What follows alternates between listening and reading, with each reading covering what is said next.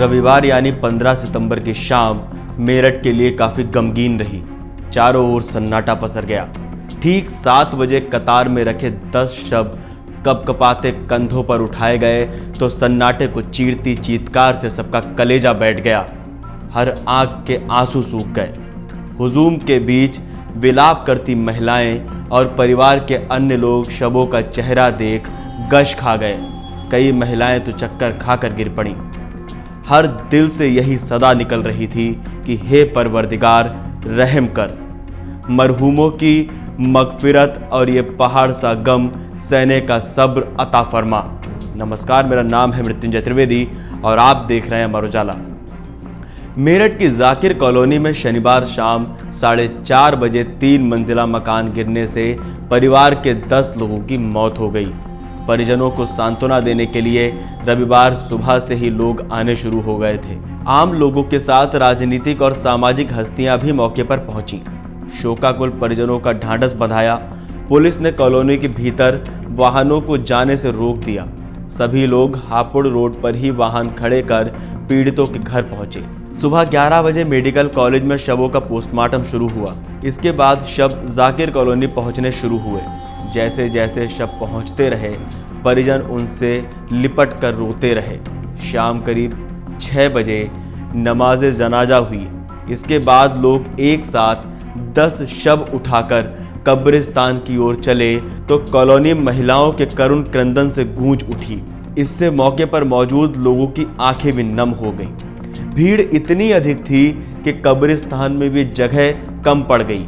बालिका समरीन को बेरी वाली मस्जिद के पास और अन्य 9 शवों को उसके सामने वाले कब्रिस्तान में दफनाया गया।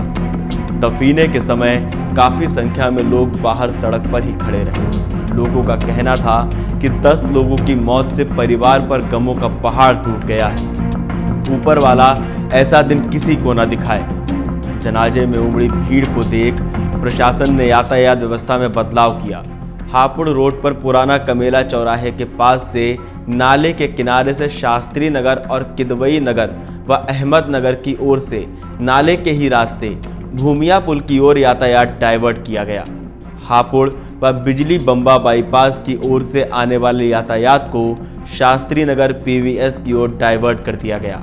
इसके बाद एक के बाद एक जनाजा निकला तो कांधा देने के लिए सड़क के दोनों ओर सैलाब उमड़ पड़ा।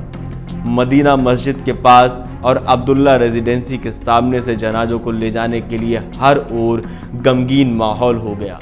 डिवाइडर पर भी तमाम लोगों की भीड़ रही।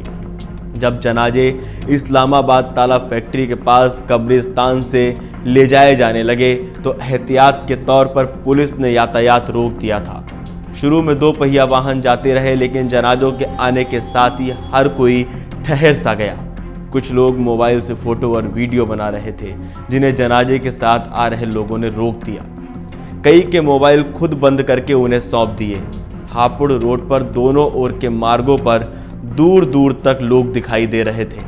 आपको बता दें कि मेरठ की जाकिर कॉलोनी में शनिवार शाम गिरे मकान में मरने वालों की संख्या रविवार सुबह 10 पहुंच गई। 6 शव शनिवार को निकाले गए थे, जबकि रात भर चले रेस्क्यू ऑपरेशन के बाद 4 शव रविवार सुबह निकाले गए। जिलाधिकारी दीपक मीना ने बताया कि प्रत्येक मृतक के परिजनों को 4-4 लाख रुपए और मकान क्षतिग्रस्त होने के कारण 1,20,000 रुपए की आर्थिक सहायता की घोषणा की गई है। मृत पशुओं के लिए भी शासन से मुआवजा दिलाया जाएगा। एक ही परिवार के 10 लोगों की मौत से जाकिर कॉलोनी में कोहराम मच गया। शवों का पोस्टमार्टम होने के बाद दोपहर 1:30 बजे तक सभी शव वापस जाकिर कॉलोनी लाए गए, जहां से शाम को 10 शवों को दफनाने के लिए हापुड़ रोड ताला फैक्ट्री हंडिया वाले कब्रिस्तान में ले जाया गया। रात 10 बजे तक दफनाने की प्रक्रिया चली। हादसे के चलते जाकिर कॉलोनी की सभी दुकानें बंद रहीं। लगातार हो रही बारिश के चलते शनिवार शाम करीब 4:30 बजे जाकिर कॉलोनी में नफ़्फो उर्फ नफीसा पत्नी अलाउद्दीन का 3 मंजिला मकान गिर गया था।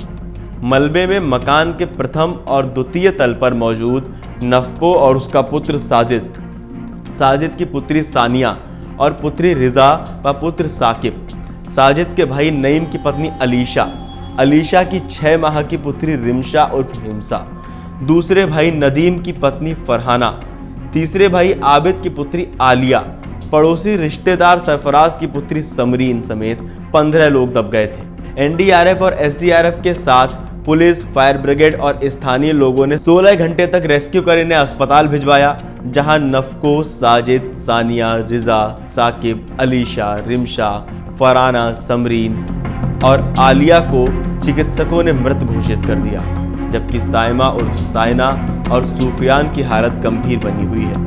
रविवार को अलीशा, रिमशा, आलिया और फराना के शव मलबे से निकाले गए। नफो के 3 पुत्रों शाकिब, नदीम और नईम को शनिवार को ही सुरक्षित निकाल लिया गया था। इस पूरे हादसे को लेकर आपका क्या कहना है, हमें कमेंट करके बताइए और देखते रहिए अमर उजाला। अगर आप ये वीडियो YouTube पर देख रहे हैं तो हमारे चैनल को सब्सक्राइब करें और बेल आइकन को दबाना ना भूलें। अगर आप Facebook पर ये वीडियो देख रहे हैं तो हमारे पेज को लाइक करें।